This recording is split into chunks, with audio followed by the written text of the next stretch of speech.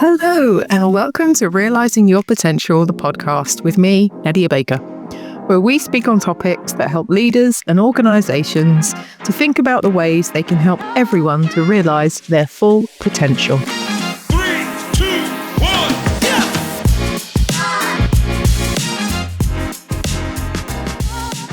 In this new series of Realising Your Potential, we dive into the stories behind self-limiting beliefs, those internal narratives that hold talented, capable people back from stepping into their full potential. And many high achievers experience imposter syndrome. They doubt their abilities or they're unconsciously sabotaging their own progress. And by bringing these conversations into the open, we're aiming to illuminate where these beliefs come from, how they show up, and critically, how they can be transformed. And in this episode, we're speaking with Shane Ashby-Roche, who shares his own journey through self-doubt, internal barriers, how upbringing and culture can play a role in how you perceive your career. And his story gives us a powerful window into the psychology behind self-limitation and what becomes possible when you challenge those beliefs. And together we'll be exploring the origins of self-limiting beliefs, how imposter syndrome manifests itself every day in work and at home, what resilience, awareness and support can unlock, practical strategies for shifting from limitation to possibility, and how good people around you can help. And as always, let me tell you a bit about my guest. Well, Shane has spent the last 12 years operating in the people space, and he specialises in leadership development, people strategy and project management, and is also an executive coach. And looking deeper at what shaped him, he was born to Irish parents who ran a pub in West London, and he has what he describes as a humble start to life, but one that was grounded in faith, love and family. He's the eldest of 4 siblings, and together they had the unique experience of living above a very lively pub throughout his childhood. He talks about how he was brought up in Roman Catholic schools. He attended faith schools throughout his education, and that giving him a really clear structure of respect and hard work being an everyday focus. And Shane's experiences during education and in the workplace, coupled with being a gay man, are things he feels have contributed to a sense of imposter syndrome and sometimes self-limiting belief. He sadly lost a parent, his mum, during his teenage years, which was a further life-defining moment for him. And in years to follow, he's done a lot of reflection on how he's got to where he is today, but also how he can use his own learnings to support both himself and pay it forward to others. And I had the privilege of meeting him on our executive coaching diploma. And with today's topic in mind, he wanted me to end my introduction to him on one of the quotes that was shared with us during the course, that the opponent inside one's head is more formidable than the one on the other side of the net, taken from Tim Galloway, The Inner Game. Well, welcome, Shane. Hello. How good to have you. I've actually been excited to have this chat with you. Don't put the pressure on before we've even started. Not at all. It will be our usual selves. But in that bio, you asked me to end on a quote. So tell me a little bit more about why that matters to you. Yeah, I mean, you referenced how we met, and I'm sure I'll reference it throughout in terms of the experience that I had on that exec coaching diploma. But it was a quote that was shared with us quite early on, and it really stood out for me because without going into all of the detail, it talks about kind of having 2 selves. And the first is that ego mind. So analytical, critical, a bit cautious, where we kind of chastise ourselves for making mistakes, but praise ourselves for successes. But it's also where we feel fear and frustration and we point out our own weaknesses. So when you talked to me today about the topic, it really stood out for me. But if there's a self 1, there's normally a self 2. And it's that intuitive and optimistic part of the brain that relies on our instincts. And that's where excellent performance comes from.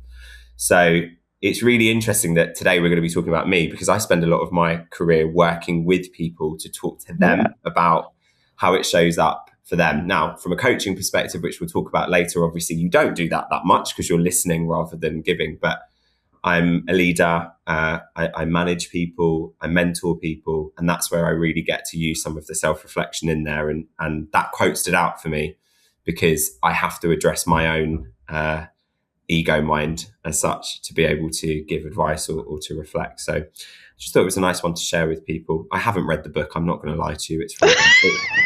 It's from a book that we may have been told to read as part of it. But listen, I took something from it. I'm sure it's a great book. Do you know what I love and why I'm so excited about having you here is because what you've described is both of us. And when we met, like both very serving, both very, tell me more about you. And I remember that being a conversation that you and I both had. We were trying to do it to each other. And then at one point, one of us is going to need to open up. Yeah.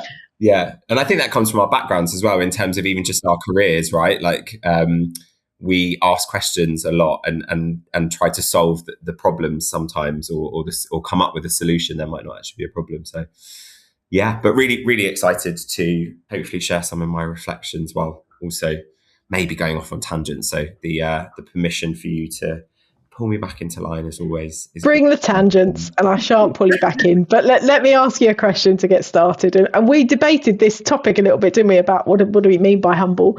But we've talked about humble beginnings. So what we would do just normal, never wanting for anything, great life, but perhaps not some of that capital, social capital, where you thought maybe the sky was the limit and, what you could ever achieve. So tell us a bit about what humble beginnings might mean to you and how your early years might have shaped what you think you could have become. Yeah, and I think it's so interesting, isn't it? Because the debate came from the word humble for me, which your beginning is your beginning. It's only yours. Your experience is yours and mine's mine. And the first thing that I think I said to you was, it's a slightly Irish saying, I think, which I'll go into, but we didn't want for anything. Like we were. Me and my siblings had, a great childhood. So sometimes when I hear like that humble bit, it's like the working hard, etc. And that absolutely was a part of it. So you've said it in the intro, but I'm one of four, but being the eldest, it means I came first. So my parents moved over to Ireland, from Ireland in the 80s. So we're publicans. Looking after a pub. They didn't own it, but they were obviously living in it and managing the pub. And I was born in the early 90s. So had the unique experience of living above a pub. That's all I knew. So, I've not lived in a house before I went to uni. I hadn't lived in a house. I lived in a flat above a pub, which meant every day coming back from school, I walked through a pub.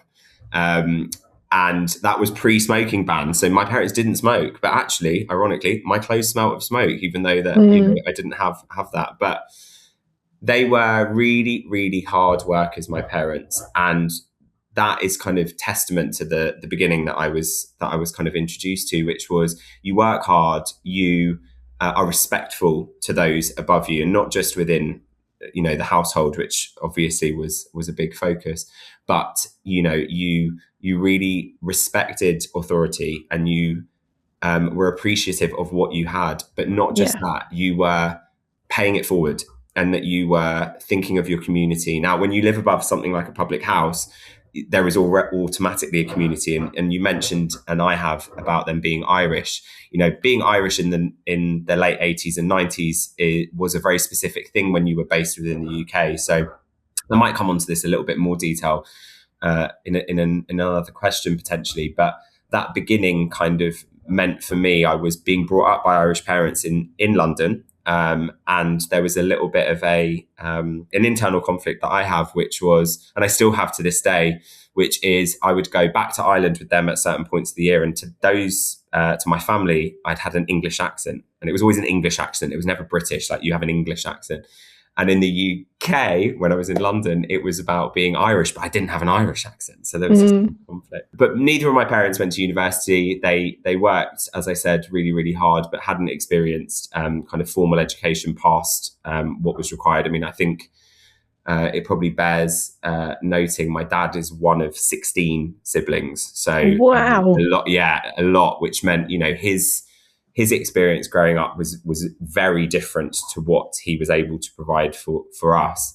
And my mum, similar to myself, is one of four, the eldest, and actually had experience of living in London earlier in her life. So she'd kind of come back and forth because her dad had moved over for work, etc., but spent the majority of her time in Ireland. But yeah, the humble beginnings bit for me is, when I think about how I was brought up, those things that I said are what stand out for me. It's that element of hard work. You can only do your best was something that was said a lot to us when we were growing up. As an adult, I find that quite hard because I also got sent to Roman Catholic schools, and the idea of doing your best meant you could always do better. So there was a little bit of conflict within that. But yeah, it was my childhood, and it's what I experienced. So for me, that beginning really is rooted in paying it forward, working hard, respecting, and trying to do your best. That I think this was probably one of the bonding things for you and I, because obviously I come from a half Irish background, and that saying used to be said, just do your best, and even at a young age, I used to think, I don't think that's enough. Same like you, I always went to Roman Catholic schools, and I used to think, no, I don't think these two things marry. There's got to be more than just your best, surely. It's got to be more than that. Do you know what's really interesting on that? So, I mean, you noted that I lost a parent, and I therefore don't have the privilege of being able to have that parent is my mum. So I don't have the privilege of being able to talk to my mum about what she meant when she was talking to her children like that. But I do remember, my mum didn't like school. She was quite open with us that she didn't enjoy it, that it was something that she found quite hard. And it was really important for her, I think, to not feel like there was pressure on us, to not put too much pressure on ourselves. Now, don't get me wrong, that does not mean that there was, you do your homework, you do all of that sort of stuff. But I think it was a very intentional thing. Linking back to what you've said, though, the experience that we then had in the education system, and I can only speak to a Roman Catholic education system because it's my experience. It benefited me exponentially because I wouldn't be where I am today had I not received that structure, etc. But it does, there is a conflict that you experience then as an adult of going, oh, could it have been a bit different, or am I potentially putting a lot of pressure on myself to do my best, which then becomes a bit of a conflict. But yeah, it's a sentiment that I think is always meant with best intention, but the experience of it can be a bit different, I suppose. Because some of that generates culture of what you've grown up in, but some of the culture of what you now have as an expectation in your life. And if I talk to you about culture in the workplace, I mean, we'd probably turn this into a series. Yes. You'd have lots to say on it. But instead, we're going to focus on you and the culture in your family growing up. And you've said a few things there, sort of, work ethic.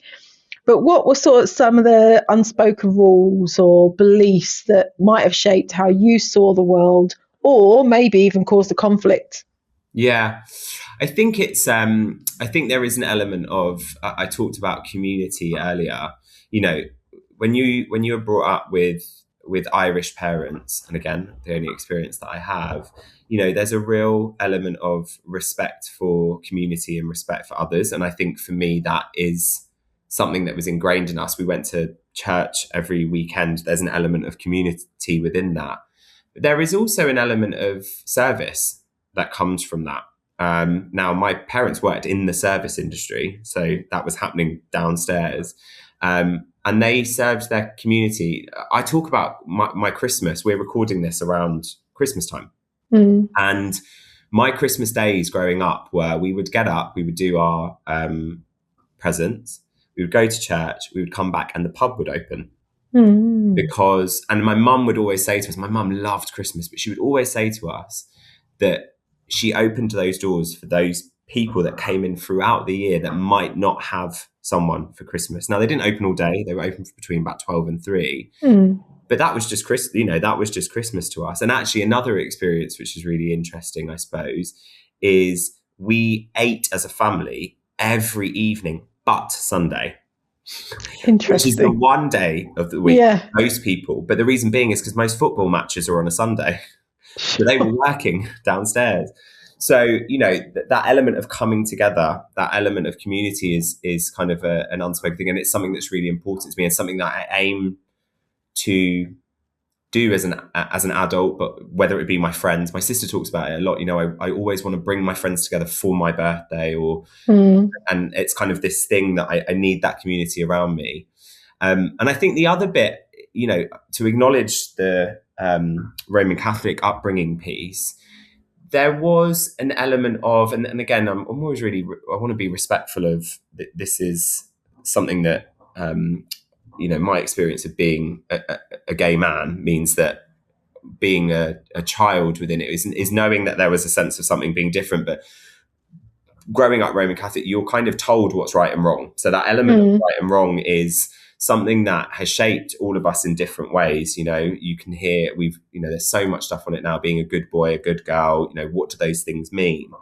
But that is quite common within an Irish family, or just an Irish dynamic. Is like, you hear it, older people will say to kids, like, have you been a good boy? Have you been, like, that sort of element? And I think that always comes into faith. What are you doing that potentially is harming others or harming your religion? So that is something for me that they weren't necessarily unspoken rules as such. It was just how we lived. But again, as you get older and you reflect on these things and how you show up in a workplace or outside of, that's always in the back of my head. And I actually think that helps me. Sometimes it can't, but again, that's where when I was speaking earlier about the different ways that we show up for ourselves, I can be quite critical of myself in it. I don't think that was the intention, when I was growing up. But, that's part of your experience being a child, I suppose, isn't it? I don't know. Yeah, what sure. do you think? I don't know if it speaks to your. I mean, you're going to do that thing where I'm going to start interviewing you, so I apologise. This is so typical of us. We're going to turn it into a dual podcast. Yeah. The same, that sense of, I was smiling because obviously I cross multi-cultures in my family unit, but and it shows up in all of them. That sense of positioning good service to others. Your role is to support others, and then that becomes, and we'll talk a little bit about some self-limiting beliefs and where they start to evolve, but sometimes that sense of wanting to do something else or something more is, I feel limited by that, but aren't I supposed to be in service of others all the time? I think that's what that would make me a good girl. I think that's what I'm supposed to be doing.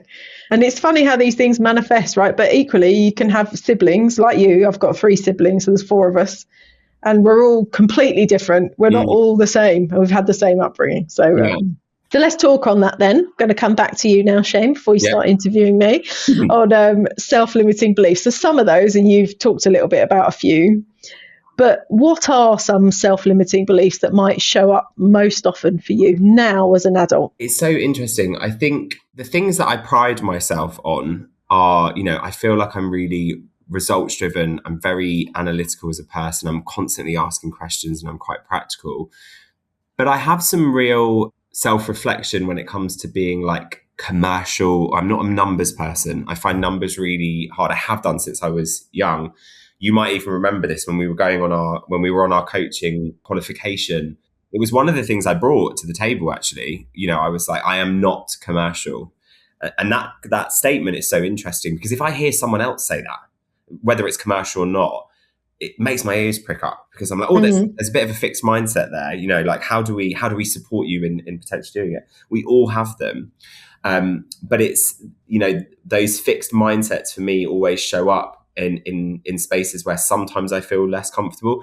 Numbers is one of them, like that commerciality. Sure. We met someone amazing on our course together. I won't name drop them, but what she provided to me was this different perspective, where she was literally like, what are you talking about? I'm making her sound very brash here, but we'd obviously built a very great relationship. You're already going to know who I'm thinking about. And she just sat across to me and she was like, what are you talking about? Like, believe yourself, like, just do this, like, go and speak to the CFO. I think that's what she said to me. Go and speak to the CFO. They'll tell you how to do it. And I was like, oh God, yeah, I need a bit of that energy. So there's a bit within that. I think, sometimes for me, the respect thing that I talked about earlier, looking for validation when I don't necessarily need it at times maybe can come up.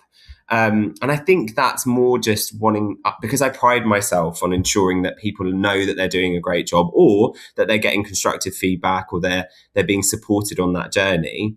Sometimes I forget that maybe I need it. When you reach a certain level in your career, it looks different. And I've had this conversation with bosses before, and they're kind of like, oh God, like, of course you are. Like, if you weren't, I'd be telling you, sort of thing. But that's where it comes into like defining what you need and saying it, what support do you need, etc. So yeah, it shows up in different ways. But for me, I think I'm really working on not having them and recognizing where they show up, but they haven't changed. They're always kind of those same things of going, can I be analytical when I don't necessarily have the confidence maybe in reading a P&L because I get overwhelmed with the numbers, for example. It's a very specific example. They are quite specific. And I just wonder if more broadly, because you've had a lot of different, although your career has been in a sort of genre, you've learned a lot of different jobs and you have quite a big job today. And I'm sure there are, beyond commerciality, there might be other little voices, self-limiting voices that might show up. Oh, look, the most common one is like, am I doing a good enough job? Like, am I making a difference? That isn't a daily occurrence. I think it's one and again, this is where it goes back to what I was saying. I think they're good questions to ask yourself. They're good things to check in on. If you're asking yourself that daily, and if, it's playing on your mind loads, and this is where I check in with me. I know when my resilience to those things are really low when I'm asking myself that much, or if I'm looking for a lot of, whether you describe it as validation or feedback, etc., not having the confidence. I think one of the things that I've experienced quite a lot in the last few years is, a lot of the roles that I held, the way in which I business partnered was, very organic. But once I inherited a team, and I did, like I'd gone from doing a lot of project management stuff where I worked as part of teams and then had the amazing opportunity to lead 5 people. And I didn't know how good I was going to be at it. Like I knew I could provide structure, etc. But once you start providing that for other people, you give energy to it. You want them to feel all of the things that you potentially know they need. The energy being put into that of then how do you get it back to yourself? Age-old thing. How do you put the life jacket on first? Are you pouring from an empty cup? So sometimes those self-limiting beliefs come when I'm at a level where I maybe haven't had the time to congratulate myself, etc. So yeah, those kind of, am I good enough? Am I making a difference? Am I paying it forward? This was my yes year. I think I talked to you about this. This was my yes year. I said, I've had these amazing opportunities through work to be able to run leadership programs, and they sponsored my exec diploma qualification, all of these amazing things. So this was the year that I was going to put stuff in. And I've done podcasts, is one of them. I've been on panels, I've done all of those things, and they've benefited me exponentially. But you really need to dedicate some time to them. Sometimes before going, that's where some of that comes in. So yeah, that's probably one. The other one that probably stands out for me now that I've been talking is if you look at any psychometric that I fill out for you, not that you've ever asked me to fill out a psychometric. Maybe I will after this. I've got loads of them. I can just send you them. They focus very much on that analytical, but they'll kind of tell you that, he's not really a people person. Interesting. So when I think about it, sometimes I'm really conscious of that because I'm really happy to dial up my creativity and my energy to meet a situation. I love facilitating sessions. I feel really, really drained after them. Sure. I've worked with people who thrive off them, but what drains them is the analytical side. So one of the things that I think is like, am I a good enough people person to work within a people team? Stuff like that is, but again, not daily, but when they show up, right? Yeah, but and the reason we touched upon some of our early lives as part of this is because just in that answer there, you can see where the themes start to show up in your adulthood, right? Am I serving others enough? Am I doing? And one of the most beautiful things I found about you is your level of self-awareness. I don't know if I've ever met anybody who's as self-aware as you. I've done a lot of work on it, and I actually think it was quite a negative thing for me for a number of years. It was something that it was like I was really driven by how I was being perceived, and I was so focused on it, and it wasn't serving me. If anything, it was kind of people were telling me, like, don't worry about that, like, just get on with it, do that, you know. And I think where I had done a leadership program, as in I was benefiting from one rather than leading one of the things that stood out for me the most was I wasn't doing enough work on what was I feeling and what do I do about that feeling, like, rather than ignoring it. And I think sometimes that's really benefited me, and it's benefited my relationships, because I realized I was going into that servient role, actually, which, going back to our themes from childhood, I was going into more of a servient role and problem solving and fixing, and that comes with being the eldest. There's also a bit of ego in that, let's be honest. You know, we all love to be we love to be the one that solved the problem. What I realized was no one was asking me to, specifically in my relationships, and I was kind of damaging it. And because I was such a headstrong, analytical, all of these things I've called myself, some of my relationships meant that people just were like, oh, he'll just get on with it. And it was a friend who broke it to me once, that we were walking back from an exercise class, and she said, do you know what I've realized? I ask you a lot of questions and you don't answer them. You divert and you come back with questions to me. And she was like, I'm just going to say it because obviously we don't see each other as much as we used to when we were younger, and I want to know what's going on, like, answer them. And I realized I just didn't want to put the energy into it to really reflect on what I was feeling. So yeah, the self-awareness thing is helpful, but you've got to nip it in as well, I think. Yeah. Curb it. All right. So what about a time when one of those self-limiting beliefs has made you almost miss an opportunity? So I think one of the things that has probably changed quite a lot for me is different people that I work with. So I've had the privilege of working with loads of different people. And recently I had the opportunity to step into a new role. It was really, really exciting. Our time together came at exactly the right time, because I was starting to. But I was actually, you know, in a place where I was so... I wasn't as motivated. I say motivated. We got to the root that it wasn't motivated. But at the time I was telling myself, I'm not motivated by this change. It's not exciting me. And I did a lot of work through coaching on myself, which is the great thing about coaching. And I know we'll come on to it, to realize it wasn't that I wasn't motivated by it. I was a bit scared. My team was doubling in size. I'd curated a really great time in my career where, you know, I'd made some real difference, etc. And I realized that I had a bit of a fear of being vulnerable again at a leadership position.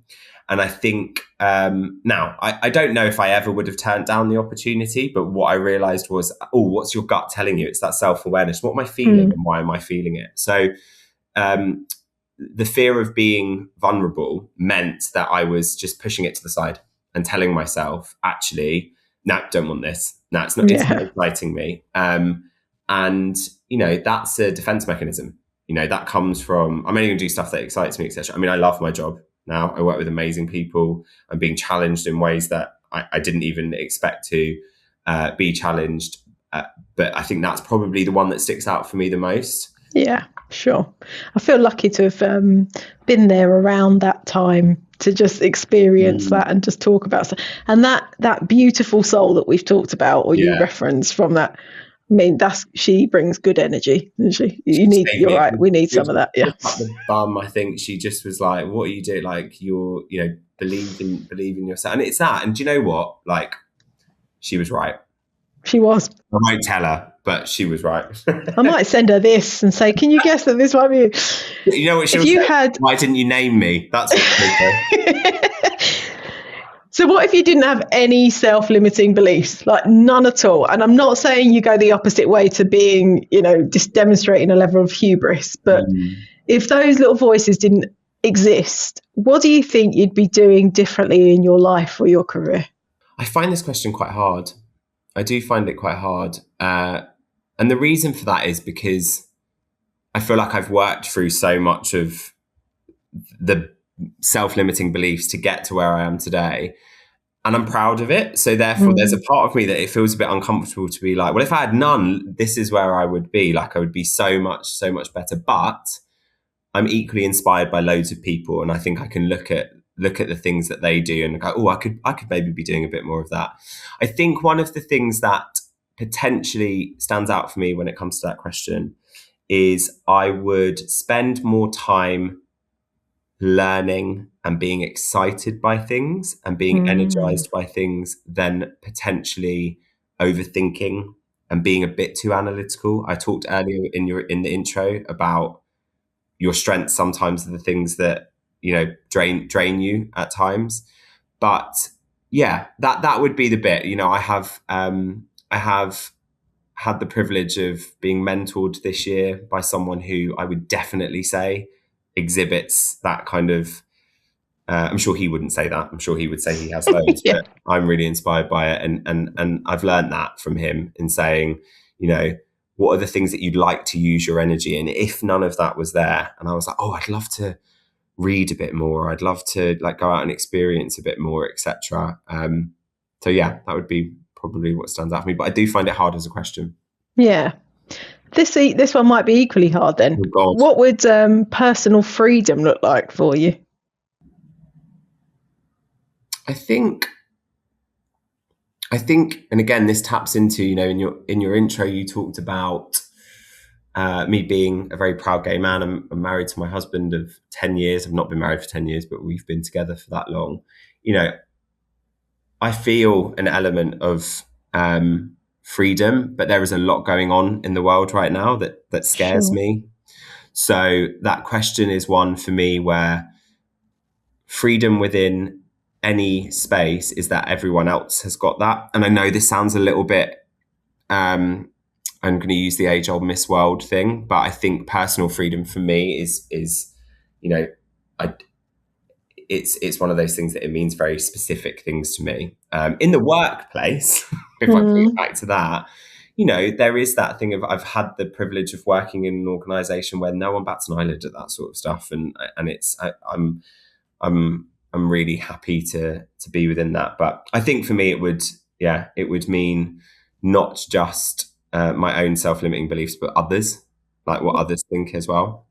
Thank you for touching on that as well. I think it's important that we're honest about these things and shine a light on it. It's a very complex thing that I don't think I did justice in that answer, but it's something that I think about quite a lot. So, Sure. Yeah. I know what you mean there, and that's good enough. Let's talk a bit about coaching, shall we? Let's move you along. I know you love this. You'll come alive at coaching. I've done enough about being one, haven't I? Do you do coaching by any chance, Shane? So you've already said that you are a coach and you've been a coachee. Mm-hmm.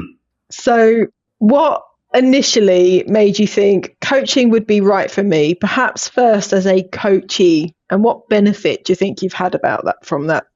Yeah, so I had the privilege of actually being coached when my manager was going through the diploma that we went through.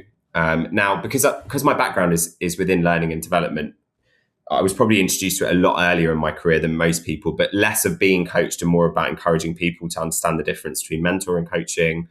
But in essence of experiencing pure coaching, what was really interesting was we didn't really have a choice because he told us that he was going to be doing it. And that in itself was really interesting because you kind of have to be in a really good headspace for it, right? You have to be in the right headspace. We know that as both coaches and coachees.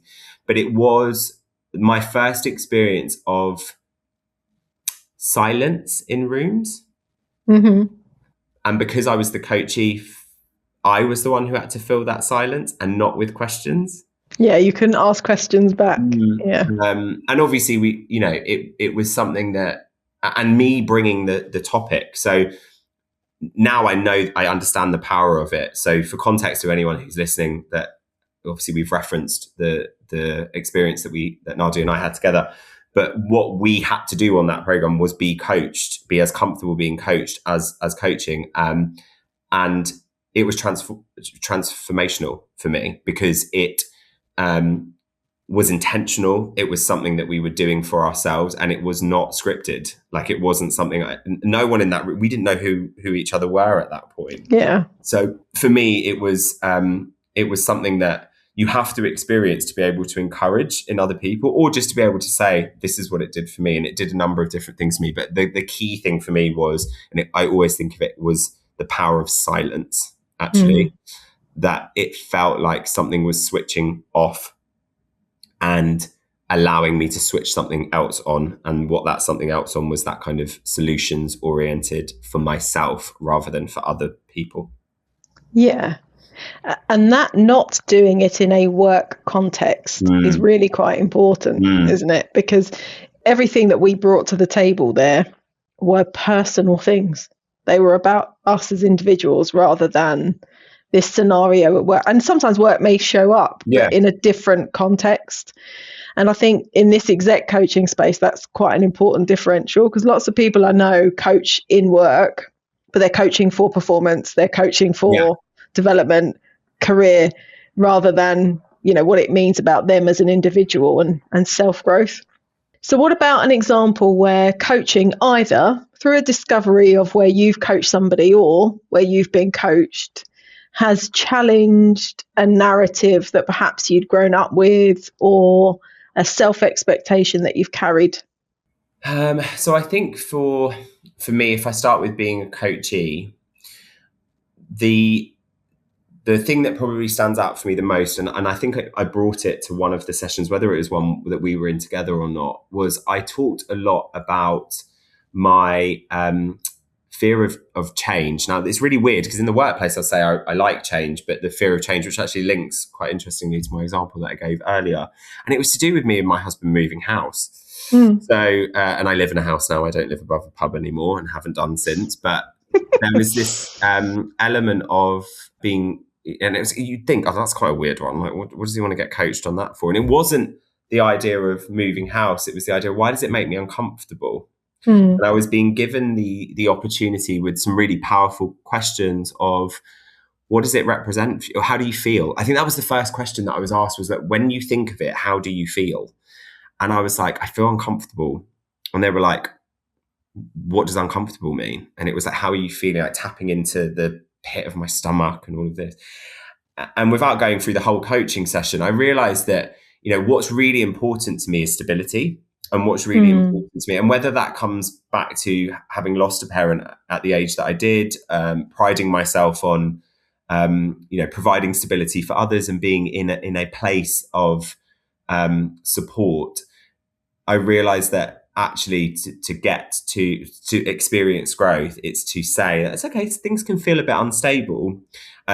Funnily enough, if you met my husband, I mean, he's the complete opposite. It's why the two of us work together. I talked about it in my wedding. Actually, do you know what I talked about it in one of the exercises we did really early in our experience on the course? Was we just had to keep talking about ourselves. And one of the things I started talking about was the difference between Adam and I, Adam being my husband, and it's his ability to just kind of go, oh, well, what if? So what? Like, we'll just think. And I'm like, no. You're saying so what? But there are 7 different things that could happen if we do this. So there was this real unlock of that. Actually, it was about stability. It wasn't just about me being an analytical and all of these. It was just like, oh, I don't feel very comfortable feeling a little bit unstable. So how do I get more comfortable? And it was just to say, oh, I'm finding this a little bit hard. And someone else goes, okay, how do we focus on it? From a coach perspective, I mean, obviously within the confidentiality of not talking about all of the amazing conversations that I have, watching people unlock the thing that only they can unlock, that I can't tell them what it is, which was really hard when I first started coaching, because I was like, I bet you I can.